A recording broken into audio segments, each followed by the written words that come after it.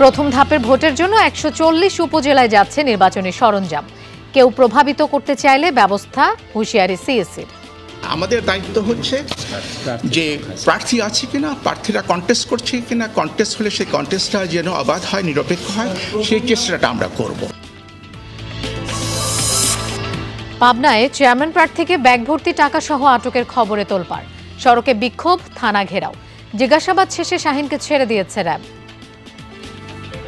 Chairman পদপ্রার্থী শাহিনুজ্জামান শাহিনকে আমরা গাড়িতে বিপুল পরিমাণ অর্থসহ আটক করি।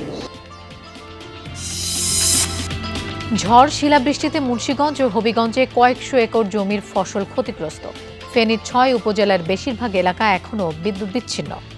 গত ২৪ ঘন্টাতে কারেন্ট নাই, কারণের কারণে আমরা খুব ক্ষতিগ্রস্ত আছি। আমাদের বিদ্যুৎ না থাকার কারণে মোবাইল চার্জ দেওয়ার সমস্যা হচ্ছে, চার্জ দিতে সমস্যা হচ্ছে, পানি উঠাতে কষ্ট হচ্ছে। সাগর মহাসাগরের ঢেউ এখন ঝিনাইদহ যশোর মহাসড়কে। বিটুমিনের স্তর ভাঁজ হয়ে তৈরি হয়েছে বিভাজক। নিম্নমানের কাজ আর ওভারলোডকে দায়ী করছেন স্থানীয়রা। রাস্তা অনেক বেঁকে গেছে, নিচু হয়ে গেছে, তো এই জন্য প্রতিনিয়তই খুবই দুর্ঘটনা ঘটছে। ঠিকাদারের গাফিলতির কারণে আমাদের রাস্তার এই অবস্থা।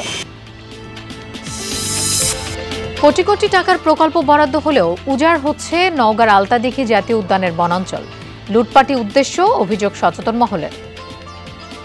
ক্রমান্বয়ে দেখা যাচ্ছে আলতাদিঘির বনটা সম্প্রসারিত হওয়ার বদলে সংকুচিত হচ্ছে। টাকা লুটপাট করতে গিয়েই তারা কিন্তু বন এবং প্রকৃতিকে তারা ধ্বংস করছে। শেরপুরে পাহাড়ি এলাকায় ভূগর্ভস্থ চাপে ৪০ বছর যাবৎ উঠছে পানি।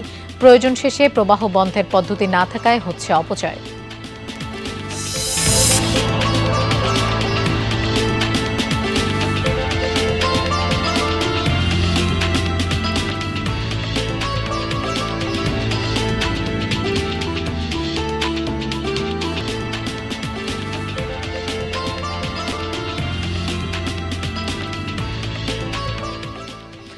আমন্ত্রণ, বিরতিহীন সংবাদ সারা দেশের আয়োজনে আপনাদের সঙ্গে থাকছি আমি মৌসুমী আহমেদ লোপা। এতক্ষণ শিরোনাম দেখছিলেন, এবার যাচ্ছি পুরো খবরে। কাল প্রথম ধাপের উপজেলা পরিষদ নির্বাচনের ভোট গ্রহণ। আজ কেন্দ্রে কেন্দ্রে পাঠানো হচ্ছে নির্বাচনী সরঞ্জাম। সকাল থেকেই রিটার্নিং কর্মকর্তার কার্যালয় থেকে নির্বাচনী সরঞ্জাম বিতরণ শুরু হয়েছে। দায়িত্বপ্রাপ্ত প্রিজাইডিং অফিসার ও আইন শৃঙ্খলা বাহিনীর সদস্যদের হাতেই নির্বাচনী সরঞ্জাম তুলে দেওয়া হচ্ছে, যার মধ্যে রয়েছে স্বচ্ছ ব্যালট বাক্স, ইভিএম, অমোচনীয় কালি, ভোটার তালিকা, রেজিস্ট্রার খাতা। কঠোর নিরাপত্তার মধ্য দিয়ে সরঞ্জামগুলো কেন্দ্রে নিয়ে যাওয়া হচ্ছে। নির্বাচনের দিন সকালে কেন্দ্রে পাঠানো হবে ব্যালট পেপার। প্রথম ধাপে ১৪০ উপজেলায় ভোট গ্রহণ অনুষ্ঠিত হবে। অবাধ, সুষ্ঠু এবং শান্তিপূর্ণ নির্বাচন করার জন্য সকল প্রস্তুতি আমরা গ্রহণ করেছি। আমরা আশা করি যে নির্বাচন কমিশনের নির্দেশনা মোতাবেক আগামীকাল যে উপজেলা পরিষদের নির্বাচনটা হবে সেটা সবার কাছে গ্রহণযোগ্য হবে। দর্শক, আমরা জামালপুরে যাচ্ছি সহকর্মী সাগর ফরাজির কাছে। সাগর, সরঞ্জাম বিতরণ এখন কোন পর্যায়ে আছে? নির্বাচনের সার্বিক প্রস্তুতি কেমন দেখছেন সেটাও একটু জানাবেন।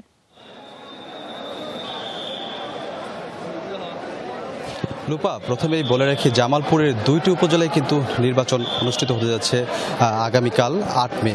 তো এর আগে কিন্তু প্রচারণা গত রাত থেকে কিন্তু শেষ হয়ে গেছে। আর জামালপুরের সরিষাবাড়ি ও জামালপুর সদর উপজেলাগুলো কিন্তু মূলত নির্বাচন অনুষ্ঠিত হচ্ছে। আমি এখন রয়েছি যেখান থেকে নির্বাচনী সরঞ্জাম বিতরণ করা হচ্ছে। এখানে আপনারা দেখতে পাচ্ছেন অনেকে নির্বাচনী সরঞ্জাম নেওয়ার জন্য অপেক্ষা করে আছেন। দুপুর 2:30 থেকে কিন্তু নির্বাচনী সরঞ্জাম বিতরণ শুরু হয়েছে। আরেকটি বিষয় যদি বলে রাখতে চাই, মূলত এই যে সরঞ্জামগুলো প্রিজাইডিং অফিসার ও সহকারী প্রিজাইডিং অফিসাররা কিন্তু নিয়ে যাচ্ছেন। এবার এই বিষয়ে যদি একটু বলি যে নির্বাচনী যে আইন শৃঙ্খলা বাহিনীর বিষয়ে যদি একটু বলি, যে জুডিশিয়াল ম্যাজিস্ট্রেট 2 উপজেলায় 2 জন রয়েছেন, দায়িত্বে রয়েছেন, এবং কি 2 উপজেলায় মোট 25 জন নির্বাহী ম্যাজিস্ট্রেট নিয়োগ করা হয়েছে। এছাড়া 1022 জন পুলিশ মোতায়েন রয়েছে। এছাড়া সাদা পোশাকের পুলিশ তো মোতায়েন রয়েছেই। আরেকটি বিষয় বলি যে দুই ভোট নির্বাচনী এলাকায় কিন্তু প্রায় 3406 জন আনসার সদস্য কিন্তু রয়েছে। আপনি দেখতে পাচ্ছেন করছেন যে নির্বাচনী যে সরঞ্জামাদি ইভিএম মেশিনগুলো কিন্তু নেওয়া হচ্ছে। মূলত এই দুই উপজেলায় কিন্তু এবার প্রথমবারের মতো এই উপজেলা নির্বাচনে ইভিএম ব্যবহার হচ্ছে। আরেকটি বিষয় বলি যে নির্বাচনী এখন পর্যন্ত নির্বাচনী পরিবেশ শান্ত রয়েছে। মূলত এই দুই উপজেলায় কিন্তু 2 জন করে প্রার্থী, সদর উপজেলায় 5 জন প্রার্থী প্রতিদ্বন্দ্বিতা করছেন চেয়ারম্যানে, এবং কি সরিষাবাড়ি উপজেলায় কিন্তু 2 জন প্রার্থী চেয়ারম্যান পদে প্রতিদ্বন্দ্বিতা করছেন। লুপা। সাগর, আপনাকে ধন্যবাদ আমাদের সাথে যোগ দেওয়ার জন্য।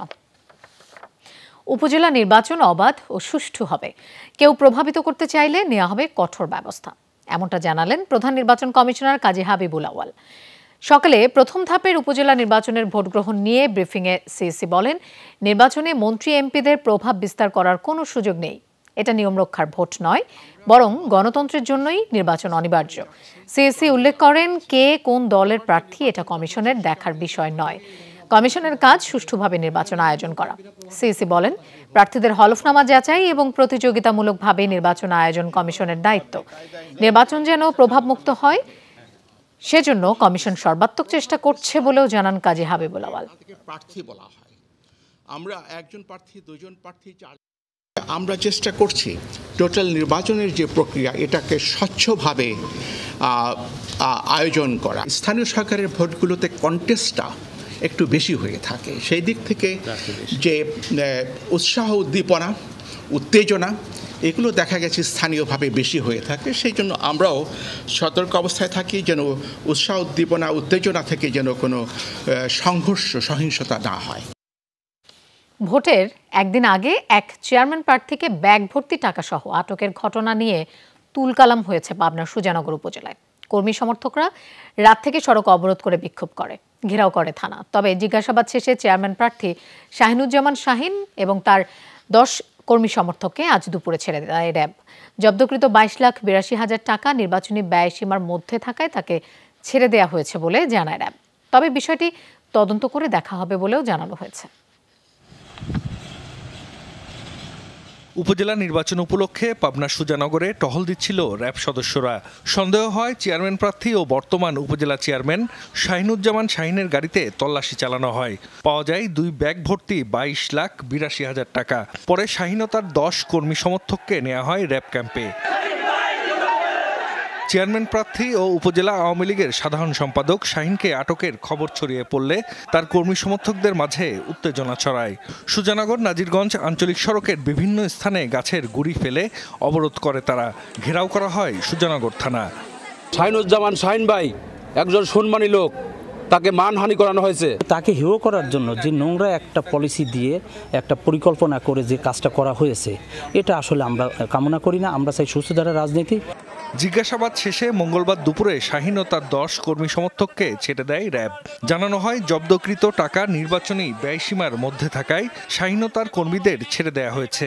জব্দকৃত টাকা জমা দেওয়া হয়েছে সরকারি কোষাগারে। তবে বিষয়টি আরও তদন্ত করে পরবর্তীতে আইনি ব্যবস্থা নেওয়ার কথাও জানানো হয়েছে।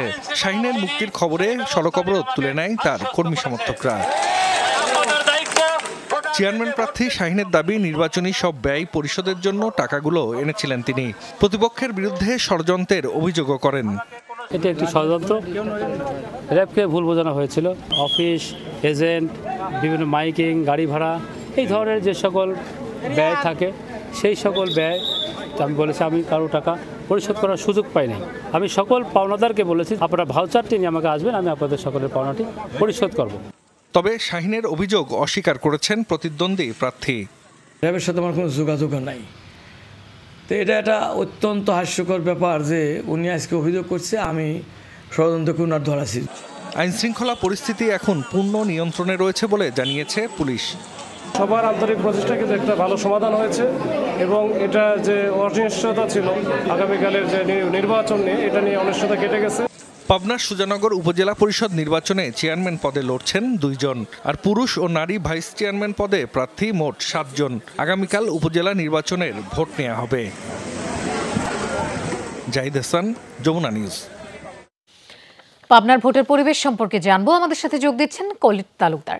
কলিত, চেয়ারম্যান প্রার্থীকে আটক এবং পরবর্তীতে তাকে ছেড়ে দেওয়ার ঘটনার কোনো ধরনের প্রভাব নির্বাচনের মাঠে পড়েছে কিনা এবং এলাকার পরিস্থিতি এই মুহূর্তে কেমন দেখছেন? লোপা আসলে গতকাল রাত্রে যে উপজেলা চেয়ারম্যান এবং তিনি একজন চেয়ারম্যান পদে প্রার্থী শাহিনুজ্জামান শাহিনকে আটকের পরে আসলে ভোটারদের মাঝে একটি মিশ্র প্রতিক্রিয়ার সৃষ্টি হয়। আসলে যে আগামীকাল যে ভোট গ্রহণ হবে সেই ভোট নিয়ে ভোটারদের মধ্যে নানা জল্পনা কল্পনা সৃষ্টি হয়, কারণ শাহিনুজ্জামান শাহিনের যে সমর্থকরা রয়েছে তারা সেই রাত থেকেই শাহিনুজ্জামান শাহিনের মুক্তির দাবিতে বিক্ষোভ করতে থাকে। দিন শেষে আজকে 12টার কিছু সময় পরে র্যাব তাকে জিজ্ঞাসাবাদ শেষে রিটার্নিং অফিসারের সম্মতিতে তাকে জিজ্ঞাসাবাদ শেষে তাকে ছেড়ে দেওয়া হয়। র্যাব যেটি আসলে বলেছে যে নির্বাচন আচরণ বিধির মধ্যে যে টাকাটা পড়ে সেই টাকা তার কাছে পাওয়াতে তাকে আসলে ছেড়ে দেওয়া হয়েছে। তাকে ছেড়ে দেওয়ার পরে আসলে যে একটি আশঙ্কা ছিল আজকে আগামীকালকে যে ভোট নিয়ে, সেই ভোট কি হবে না হবে সেটি কিন্তু আসলে কেটে গিয়েছে। ভোটারদের মধ্যে যে একটা শঙ্কা ছিল সেটিও দূর হয়েছে। আমার সঙ্গে কথা হয়েছে পুলিশ যেটি বলেছে বর্তমানে আইন শৃঙ্খলা পরিস্থিতি একদম স্বাভাবিক রয়েছে এবং আগামীকাল ভোট যেন নির্বিঘ্নে অনুষ্ঠিত হয় সেই জন্য তাদের সার্বিক প্রস্তুতি রয়েছে। পুলিশের পাশাপাশি র্যাব বিজিবি থাকবে। লোপা, কলিট আপনাকে ধন্যবাদ আমাদের সাথে যোগ দেওয়ার জন্য। আজও বৃষ্টি হয়েছে কয়েক জেলায়। এক মাস তীব্র দাবদাহের পর অবশেষে উত্তরের জেলা লালমনিরহাটে স্বস্তির বৃষ্টি নামে দুপুরে। আধা ঘন্টার হালকা বৃষ্টিতে ভিজে যায় প্রকৃতি। গত দুদিন জেলার উপর দিয়ে বৃষ্টি ছাড়াই বৈশাখী বাতাস বইছিল। দুপুর 2টার দিকে শুরু হয় বৃষ্টি, প্রথমে গুড়ি গুড়ি, তারপর মুষলধারে। বৃষ্টির পর কমে আসে তাপমাত্রা, ঝিরে ঝিরে বাতাস বইছে জেলায়। এতে কিছুটা হলেও মানুষের মাঝে স্বস্তি ফিরে এসেছে। আমাদের যে তীব্র তাপ, সূর্যের যে তাপ প্রবাহ ছিল, মানুষের কিন্তু জনজীবন একেবারেই থমকে গিয়েছিল। দীর্ঘদিন পর বৃষ্টি হলো, আলহামদুলিল্লাহ খুব ভালো লাগতেছে। বৃষ্টিটা উপভোগ করার জন্য ছাতা নিয়ে বের হয়েছি এবং বৃষ্টিটা মোটামুটি উপভোগ করছি, শরীর জুড়িয়ে যাচ্ছে। ঝড় শিলাবৃষ্টিতে লন্ডভন্ড মুন্সিগঞ্জ ও হবিগঞ্জের কয়েকশো হেক্টর জমির ফসল। ঘূর্ণি বাতাসে নুয়ে পড়েছে হাওরের পাকা ধান। শিলাবৃষ্টির আঘাতে ক্ষতিগ্রস্ত মৌসুমী শাকসবজিও। আর্থিক লোকসানের মুখে কৃষকের দাবি সরকারি সহায়তার।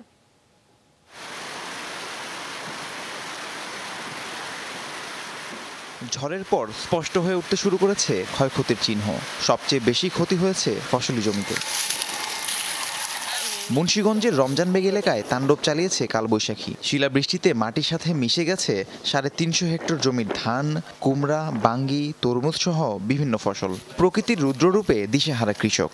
4 লাখ টাকার মধ্যে খরচ হয়ে গেছে। 7 লাখ টাকা মাল হয়েছিল, আল্লাহ দিলাম, প্রচুর দেওয়া দিয়েছিল আল্লাহ। দিব কিছু দেনা ফেনা, সেই ক্ষমতা আল্লাহ আমার নাই। গতকাল রাত্রে শিলাবৃষ্টির পরে আমরা খেতে আসলাম, আসার পরে দেখি আমাদের কোনো কিচ্ছু নাই, কোনো পাতা, কোনো গাছ কিচ্ছু নাই, শুধু বাঙ্গি এগুলা হিলে নষ্ট করে ফেলছে। বটবুটি লাগাইন আছে, ফাট লাগাইন আছে, কচু লাগাইন আছে, ওই যে এরিদান লাগাইছে, এরিদান আমার গেছে গা, ধনসা লাগাইছে, নানান ফসল, কোনো ফসল নাই। ক্ষয়ক্ষতি কমাতে কৃষকদের বিভিন্ন পরামর্শ দেওয়া হচ্ছে বলে জানান কৃষি সম্প্রসারণ অধিদপ্তরের এই কর্মকর্তা। সরকার থেকে এখন পর্যন্ত প্রাকৃতিক দুর্যোগের জন্য কোনো প্রণোদনা ঘোষণা হয়নি, যার জন্য আমরা কৃষক পর্যায়ে এখন পর্যন্ত সরাসরি কোনো প্রণোদনা দিতে পারছি না। শিলাবৃষ্টির আঘাত থেকে রক্ষা পায়নি হবিগঞ্জ সদর ও বানিয়াচং হাওরের পাকা ধান। বিস্তীর্ণ জমি জুড়েই দৃশ্যমান কালবৈশাখীর ভয়াল থাবা।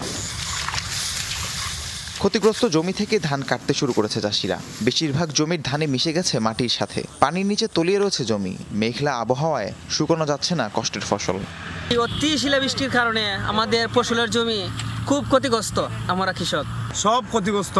আমাদের যা ওই আগে কাটছিল, এখন বর্তমানে আমরা খুব ক্ষতিগ্রস্ততা আছি। শিলাবৃষ্টি ধান জড়াইছে আর বাতাসে ধান ফেলাই দিচ্ছে, অনেক ক্ষতিগ্রস্ত হয়েছে। আর্থিক ক্ষতির মুখে দিশেহারা কৃষকদের দাবি সরকারি সহায়তার।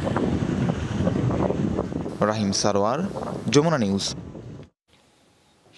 এদিকে সময় যত গড়াচ্ছে ফেনীতে তত স্পষ্ট হচ্ছে ঝড়ের ক্ষয়ক্ষতি। গতকালের কালবৈশাখীতে লন্ডভন্ড এই জেলায় গাছ উপড়ে পড়ে পল্লী বিদ্যুতের 4 লাখ গ্রাহকের মধ্যে 3 লাখই বিদ্যুৎ বিচ্ছিন্ন। মহাসড়ক ও আঞ্চলিক সড়কগুলোতে যাতায়াত ব্যবস্থা সচল হলেও 6 উপজেলার এখনো গ্রামীণ সড়কগুলো শতভাগ চলাচল উপযোগী হয়নি। একবেলার কালবৈশাখীতে লন্ডভন্ড ফেনী জেলা। পল্লী বিদ্যুৎ সমিতির হিসাবে সোমবারের ঝড়ে ১১৭টি বৈদ্যুতিক খুঁটি উবড়ে যাওয়ার সাথে ৮৩৯টি স্থানে তার ছিঁড়েছে। ৯৭৬টি জায়গায় তারের উপর পড়েছে গাছ। ৫৮টি ট্রান্সফরমার নষ্ট, আর মিটার ভেঙেছে ৫০৯টি। এতে ৪ লাখের মধ্যে ৩ লাখ গ্রাহকই বিদ্যুৎহীন হয়ে পড়েছে। গত ২৪ ঘন্টাতে কারেন্ট নাই, কারণের কারণে আমরা খুব ক্ষতিগ্রস্ত আছি। বিদ্যুতের কারণে অনেক কিছু বন্ধ হয়ে গেছে, ফ্রিজের জিনিস নষ্ট হয়ে যাচ্ছে, মোবাইল সমস্যা ভুগতেছে। পানি নেই, গোসল করার মানে কোনো গোসল করতে পারতেছি না, সব রকমের অসুবিধা আমাদের হচ্ছে বিদ্যুৎ না থাকার কারণে। বহু গ্রামীণ সড়ক যোগাযোগ বিচ্ছিন্ন থাকায় ব্যাহত হচ্ছে সংস্কার কাজ। ২৪ ঘন্টার মধ্যে পরিস্থিতি স্বাভাবিক হতে পারে বলছে পল্লী বিদ্যুৎ। এ পর্যন্ত আমার আওতায় যে আমরা আমাদের ঠিকাদারের 10টা গ্রুপ, প্রতি গ্রুপে 8 থেকে 12 জন লেবার আছে, এরকম 10টা গ্রুপ 10টি স্পটে আলাদাভাবে কাজ করছে এবং আমাদের নিজস্ব লোকবল প্রায় 80 থেকে 85টি গ্রুপে কাজ করছে। আমরা আশা করছি আগামীকালের ভিতর আমরা লাইনটা মোটামুটি স্বাভাবিক অবস্থায় নিয়ে আসতে পারব। সড়কের উপর এভাবে পড়ে থাকা বৈদ্যুতিক খুঁটি জানান দিচ্ছে কালবৈশাখী ঝড়ের ভয়াবহতা কেমন ছিল। বিদ্যুৎবিহীন বাসিন্দাদের দাবি বাড়তি জনবল নিয়োগ করে হলেও বিদ্যুৎ সংযোগ স্বাভাবিক করা হোক। আরিফুর রহমান, যমুনা নিউজ, ফেনী। খুলনায় নদীতে পড়ে যাওয়া শিশুর এখনো সন্ধান পায়নি ফায়ার সার্ভিসের ডুবুরি দল। ফায়ার সার্ভিস জানায় গত রাত 10টার দিকে পরিবার পরিজনের সাথে ঘুরতে গিয়ে বটিয়াঘাটা ও দাকপ উপজেলার পানখালী ঘাটে ফেরি ও পন্টুনের মাঝে ফাঁকা দিয়ে নদীতে পড়ে যায় 7 বছরের মেয়ে রিধি রায়। পরিবারের সদস্যরা জানায় রাতে ট্রলার থেকে নামার পর সবাই যখন কিনারে ভিড়িয়ে থাকা ফেরির উপর দিয়ে হাঁটতে থাকে তখন শিশুটি সবার নজর এড়িয়ে সামনের দিকে অগ্রসর হলে পন্টুনের মাঝখানে ফাঁকা অংশ দিয়ে নদীতে পড়ে যায়। মেয়েটির বাবা রতন রায় উপজেলার মৎস্য অফিসের মেরিন ফিশারিজে কর্মরত। আমি হাত ধরে ধরে উঠেছি ভাই, এখানে পড়ার কোনো কথাই না। আমি জানতাম না যে এখানে এরকম একটা ফাঁক আছে, জানলে তো আর আসতে দিতাম না এইভাবে। ভিতরে ওরা ট্রলারেতে উঠিয়ে উপরে উঠতে গেছে, যে ওই ফাঁকায় পড়ে গেছে, যার পরে মা চিৎকার দিলে আমি উপরেতে দৌড়ে এসে দেখি আর নেই। খুলনা থেকে এই ডুবুরি টিম এনে তারপর আমরা কার্যক্রম চালাই এবং বৈরী আবহাওয়ার কারণে গতকালকে কাজ করা সম্ভব হয় নাই। দর্শক, আমরা এই বিষয়ে আরও জানবো। খুলনা থেকে আমাদের সাথে যোগ দিচ্ছেন প্রবীর বিশ্বাস। প্রবীর, উদ্ধার অভিযান সম্পর্কে একটু জানতে চাই, কোন পর্যায়ে আছে, কোনো ধরনের সন্ধান পাওয়া গেল কিনা নিখোঁজ শিশুর?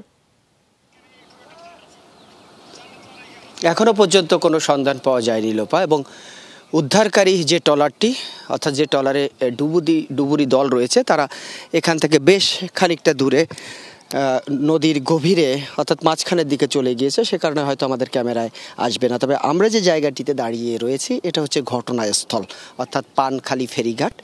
এটি খুলনার বটিয়াঘাটা এবং দাকব উপজেলার মাঝখানে যে ফেরিঘাটটি, ঝপঝপিয়া নদীতে যে ফেরিঘাটটি বলা হয় বরণপাড়া ফেরিঘাট, সেই ফেরিঘাটে যে পল্টনটিতে আমরা এখন দাঁড়িয়ে আছি, সেই পল্টনের পাশেই একটি ফেরি থামানো ছিল এবং কাল রাত প্রায় 10টার দিকে ওই ফেরির আরেক প্রান্তে যখন শিশুটি তারা ভ্রমণে গিয়েছিল, মূলত পরিবার পরিজনের সাথে বিভিন্ন জায়গায় ভ্রমণ করে এসে যখন এই ঘাটে নেমেছিল, নামার পরে তারা সামনের দিকে যখন অগ্রসর হয়, কিন্তু পল্টন এবং দুই ফেরির মাঝখানে যে জায়গাটি আমরা দেখাচ্ছি সেই জায়গাটা কিছুটা ফাঁকা হয়ে যায় স্রোত এবং ঢেউয়ের কারণে।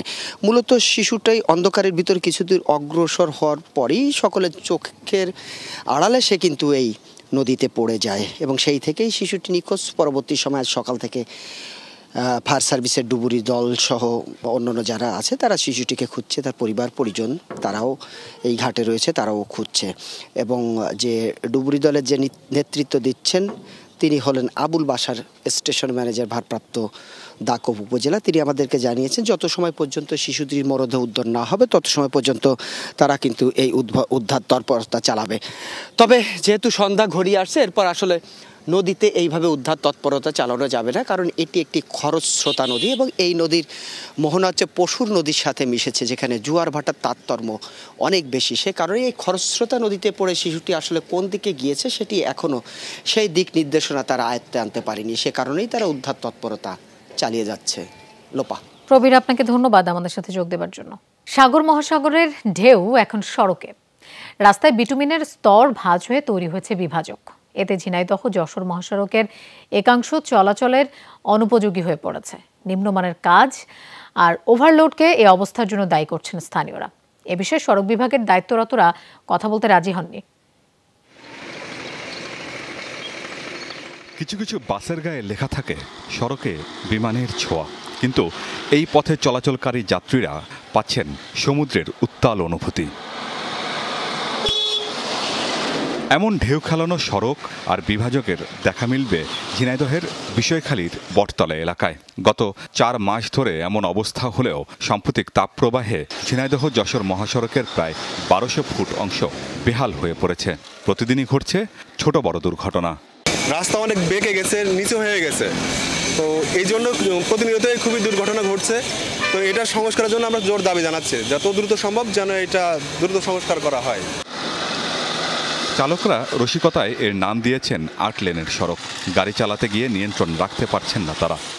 গাড়ি তো ঠেকানো যাচ্ছে না, অনেক হাই মাল তো, আমি বাইসের পাল্টি খেয়ে যায় যদি, এই হলো সমস্যা। রাস্তায় যে বসে যাচ্ছে, মানে রাস্তা জায়গা জায়গায় নরম পয়েন্ট হয়ে গেছে। এই ছোটো গাড়ি সাইডে দিয়ে গেলে আমাকে সমস্যা হয়। গাড়ি উল্টে যাওয়া রিক্স, হেভি জাম হচ্ছে, মোটর সাইকেল অটোমেটিক পাল্টি খাচ্ছে, মানে খুবই সমস্যা আর কি। রোডটা সংস্কার হলে আমাদের পক্ষে ভালো হয়। এই অবস্থার জন্য নিম্নমানের কাজ আর ঠিকাদারকে দুষছেন স্থানীয়রা। এটা হচ্ছে ঠিকাদারের গাফিলতির কারণে আমাদের রাস্তার এই অবস্থা, বুঝছেন। আর এখানে এই রাস্তা খারাপের জন্য অহরহ অ্যাক্সিডেন্ট হয় এবং প্রতিনিয়ত 2-1টা অ্যাক্সিডেন্ট হচ্ছে এখানে। প্রায় 16.5 কোটি টাকা ব্যয়ে 2020-21 অর্থ বছরে শুরু হওয়া সড়ক সংস্কার প্রকল্প শেষ হয় গত 10 April. Masud hitech engineering limited ও জেভি হাসান টেকনোলজি বিল্ডার্স নামের দুটি ঠিকাদারি প্রতিষ্ঠান এই সংস্কার কাজের দায়িত্ব পায়। আমিন বাবু, যমুনা নিউজ। শরীয়তপুর আঙ্গারিয়া বাজারে আগুন লেগে 9টি দোকান পুড়ে গেছে। সকালে বাজারের জুতাপট্টিতে আগুনের সূত্রপাত। মুহূর্তেই আগুন পাশের কয়েকটি দোকানে ছড়িয়ে পড়ে। ফায়ার সার্ভিসের 2টি ইউনিটের কর্মীরা দ্রুত ঘটনাস্থলে পৌঁছায়। 1.5 ঘন্টার চেষ্টায় আগুন নিয়ন্ত্রণে আনে তারা। তবে এর আগেই 6টি দোকান পুড়ে যায় এবং 3টি দোকান আংশিক ক্ষতিগ্রস্ত হয়। কিভাবে আগুন লেগেছে সেটা এখনো জানা যায়নি। আসার পরে আমরা দেখি আগুনের লিলি শিখা দোকানের পাশ দিয়ে বাইরে হয়ে গেছে। পানিবাহী গাড়ি থেকে লাইন বাই করে আমরা আগুনের কাজ করি এবং সাথে সাথে আমরা 2টি পাম্প, পার্শ্ববর্তী নদী ছিল, নদীতে আমরা বসাইয়া আমরা 4 পাশ দিয়ে আগুনটা ঘিরে ফেলাই। নওগাঁর আলতাদিঘি জাতীয় উদ্যানের প্রাণ প্রকৃতি উন্নয়নে 10 বছরে অন্তত 15 কোটি টাকার প্রকল্প বরাদ্দ হয়েছে। অথচ রক্ষার বিপরীতে উজাড় হচ্ছে বন। বরাদ্দের টাকা লুটপাট করতেই এসব প্রকল্প হাতে নেয় বন বিভাগ, অভিযোগ স্থানীয়দের। আলতাদিঘি ঘুরে এসে আরো জানাচ্ছেন শফিক ছোটন, আর ছবি তুলেছেন সিয়াম শাহরিয়া। প্রাকৃতিক শালবনের মাঝেই গড়ে তোলা হচ্ছে কংক্রিটের স্থাপনা। দিঘি সংস্কার করতে গিয়ে কাটা হয়েছে হাজার হাজার গাছ। মাটি ভরাট করায় চরম ক্ষতিতে শালবন। জীববৈচিত্র্য সংরক্ষণ, বন সম্প্রসারণ ও পর্যটকদের জন্য আধুনিক সুবিধা গড়ে তুলতে প্রায় 7.5 কোটি টাকার প্রকল্প বাস্তবায়ন করছে বন বিভাগ। এর আগেও আরও বেশ কয়েকটি প্রকল্প বাস্তবায়ন হয়েছে এখানে, কিন্তু উদ্যানের করুণ অবস্থায় প্রশ্নবিদ্ধ এসব কর্মকাণ্ড। প্রাণীতে ভরপুর হওয়ার কথা এই শালবন জাতীয় উদ্যান, কিন্তু বর্তমানে সেটি আর চোখে পড়ে না বা কারো মুখেও শোনা যায় না যে এই প্রাণীগুলো আছে। ক্রমান্বয়ে দেখা যাচ্ছে আলতাদিঘির বনটা সম্প্রসারিত হওয়ার বদলে সংকুচিত হচ্ছে। সুতরাং এই যে বরাদ্দগুলো আসতেছে, প্রকল্পগুলো আসতেছে, এর উদ্দেশ্যটা কি? প্রকল্পগুলো নেওয়াই হচ্ছে টাকা লুটপাট করার জন্য, আর এই টাকা লুটপাট করতে গিয়েই তারা কিন্তু বন এবং প্রকৃতিকে তারা ধ্বংস করছে। স্থানীয়রা বলছেন প্রকল্পগুলো প্রকৃতির সাথে সাংঘর্ষিক, তাই সমালোচনা তৈরি হয়েছে। তবে স্থানীয় বন কর্মকর্তার দাবি, চলমান প্রকল্পগুলো বাস্তবায়ন হলে আলতাদিঘি শালবন ঘিরে গড়ে উঠবে আধুনিক পর্যটন সুবিধা। ক্ষতিকারক যে সমস্ত গাছগুলো ছিল, যেমন হচ্ছে যে ইউক্যালিপটাস যে গাছগুলো ছিল, এইগুলোকে করে অপসারণ করে এখানে আমাদের দেশীয় প্রজাতির শোভাবর্ধনকারী যে সমস্ত সোনালু, জারুল, এগুলো চতুর্দিক থেকে এটা লাগানো হবে। এখানে আমাদের সমৃদ্ধ বনায়ন বা এনরিচমেন্ট প্লান্টেশন যেটা বলে, সেই বনায়নগুলো করা হয়েছে। এবং তাছাড়াও ওই বনের যেখানে খালি জায়গা ছিল সেখানে প্লান্টেশনও, বনায়ন কার্যক্রমও ইতিমধ্যে হয়ে গেছে। নওগাঁর জেলা প্রশাসক বলছেন, প্রকৃতির সাথে সাংঘর্ষিক হলে প্রকল্পের কাজ বন্ধ করে দেওয়া হবে। শিগগিরই পদক্ষেপ নেওয়ার আশ্বাস দেন তিনি। প্রকল্পের যে মূল লক্ষ্য উদ্দেশ্য, সেটার থেকে যদি অতিরিক্ত কিছু করে বন ও পরিবেশের ক্ষতি করা হয়ে থাকে, তাহলে অবশ্যই যারা এটার সাথে জড়িত তাদের বিচার হবে। স্থানীয়রা বলছেন, জীববৈচিত্র্য পুনরুদ্ধার কিংবা জীববৈচিত্র্য সংরক্ষণ প্রকল্পের নামে থরে থরে টাকা এনে এখানে প্রকৃতি আর পরিবেশ ধ্বংসে মেতে উঠেছে বন বিভাগ। এই সংকট থেকে বাঁচতে চাই আলতাদিঘি শালবন। এজন্য স্থায়ী পদক্ষেপ নেওয়ার দাবি জানিয়েছেন সচেতন মহল। শফিক ছোটন, যমুনা নিউজ, আলতাদিঘি শালবন, নওগাঁ। প্রখ্যাত শ্রমিক নেতা হাসানুল্লাহ মাস্টারের 20তম শাহাদত বার্ষিকী আজ। এই উপলক্ষে গাজীপুরের বিভিন্ন স্থানে নানা কর্মসূচি পালিত হয়েছে। সকাল থেকে হাসানুল্লাহ স্মৃতি পরিষদের পক্ষ থেকে এসব কর্মসূচি পালন করা হয়। জেলার হায়দরাবাদ গ্রামে শহীদের সমাধিতে পুষ্প অর্পণ শেষে শ্রদ্ধা নিবেদন করেন জেলার ও কেন্দ্রীয় নেতারা। পরে টঙ্গীর নওগাঁতে মিলাদ ও দোয়া মাহফিল করা হয়। এ সময় পাট ও বস্ত্রমন্ত্রী জাহাঙ্গীর কবির নানক, সমাজ কল্যাণ মন্ত্রী দীপুমণি সহ অনেকে উপস্থিত ছিলেন। 2004 সালের 7 মে সন্ত্রাসীরা নোয়াগাঁও এম এ মজিদ মিয়া উচ্চ বিদ্যালয় মাঠে হাসানুল্লাহ মাস্টারকে প্রকাশ্যে গুলি চালিয়ে হত্যা করে। 2005 সালের 16 এপ্রিল দ্রুত বিচার আইনে হত্যা মামলার রায় হয়। শেরপুরে পাহাড়ি এলাকার 4 গ্রামের বাসিন্দাদের জীবন সহজ করে দিয়েছে অটোকলের পানি। 40 বছর ধরে কোনো মোটর বা টিউবওয়েল ছাড়াই মাটির নিচ থেকে উঠছে পানি। তা দিয়েই চলছে চাষাবাদ সহ দৈনন্দিন কাজ। তবে প্রয়োজন ফুরালে নেই বন্ধ করার উপায়, যে কারণে হচ্ছে পানির অপচয়। মাত্র 40 থেকে 50 ফুট দৈর্ঘ্যের পাইপ কিংবা বাঁশ পুঁতে দিলেই উঠে আসে পানি। কোনো বৈদ্যুতিক সংযোগ কিংবা টিউবওয়েলের দরকার হয় না। শেরপুরের শ্রীবর্দী উপজেলায় সীমান্ত ঘেঁষা 4 গ্রাম বালিজুরি, রাঙ্গাজান, খ্রিস্টানপাড়া ও অফিসপাড়া। পাহাড়ে ঘেরা গ্রামগুলোতে নেই নদী বা খাল, তাই এই পদ্ধতিতেই মিটছে পানির চাহিদা। এ অঞ্চলের 1,500 একর ফসলের জমিতেও পানি দেয়া হয় এখান থেকে। পাহাড়ে লেয়ারগুলো থাকে ঊর্ধ্বমুখী। এখানে একটা পাইপ লাগিয়ে দিলেই একটা ফিল্টার, ভালো ফিল্টার থাকলে লেয়ারটা পাইলে এটা খুব সহজেই পানি উপরে উঠে যায়, তাতে চাপকল লাগে না, অটোমেটিকলি এটা উঠে, এটা দিয়ে চাষবাসও করা যায়। পাহাড় বেষ্টিত হওয়ায় ভূগর্ভস্থ চাপে উঠছে পানি, তাই স্থানীয়রা এর নাম দিয়েছে অটোকল। তবে প্রয়োজন শেষে প্রবাহ বন্ধ করার কোনো পদ্ধতি না থাকায় নষ্ট হচ্ছে পানি। এই পানি পড়তে আছে 8 বছর ব্যবহার করি আমরা। এই পানি খেতে দেই, খাই, গোসল করি। কারেন্ট ছাড়াই, কোনো খরচ ছাড়াই এই পাইপ দ্বারাই আমরা ব্যবহার করছি। নিচে থেকে পানি উঠতেছে, ওটাতে আমরা ক্ষেত লাগাই, মানে আবাদ করি আর ওটাই খাই।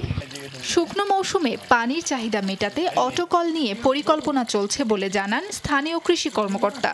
এই পানি যদি আমরা অপচয় না করে যদি সেচ কাজে ব্যবহার করতে পারি, তাহলে কৃষক লাভবান হবে। এই জন্য আমরা বিভিন্ন কার্যক্রম গ্রহণ করেছি। আমরা আমাদের ঊর্ধ্বতন কর্তৃপক্ষের সাথে কথা বলেছি, পাশাপাশি বিদেশির সাথে কথা বলেছি। পরবর্তীতে যদি নতুন কোনো প্রকল্প আসে, আমরা সেই প্রকল্পের কার্যক্রম আমাদের সেই পানি যেন সর্বোচ্চ ব্যবহার করা যায় সেখানে প্রয়োগ করার চেষ্টা করব। কাকিলাকুড়া ইউনিয়নের এই 4 গ্রামে কমপক্ষে 8,000 ক্ষুদ্র নৃগোষ্ঠী ও পাহাড়ি বাঙালি পরিবারের বাস। সাবরিনা লিজা, যমুনা নিউজ। দর্শক, এই ছিল সংবাদ সারা দেশের আয়োজনে। আর এই পর্যায়ে আমরা চলে যাচ্ছি দর্শক সংবাদ সারা দেশের আরও একটি খবর আছে আপনাদের জন্য। সাভার আশুলিয়ায় অভিযান চালিয়ে অবৈধ গ্যাস সংযোগ বিচ্ছিন্ন করেছে Titas gas transmission and distribution company limited. সকালে আশুলিয়ার ধনৈদ ও ইউসুফ মার্কেট এলাকায় এই অভিযান চালানো হয়। এ সময় 2 কিলোমিটার এলাকায় 7 শতাধিক বসতবাড়ি এবং কয়েকটি ব্যবসা প্রতিষ্ঠানের অবৈধ গ্যাস সংযোগ বিচ্ছিন্ন করা হয়। তিতাস কর্তৃপক্ষ জানায়, অত্যন্ত ঝুঁকিপূর্ণভাবে প্লাস্টিকের পাইপ দিয়ে অবৈধ সংযোগগুলো নেওয়া হয়েছিল। অবৈধ সংযোগ বিচ্ছিন্নে এই অভিযান অব্যাহত থাকবে বলেও জানায় কর্তৃপক্ষ।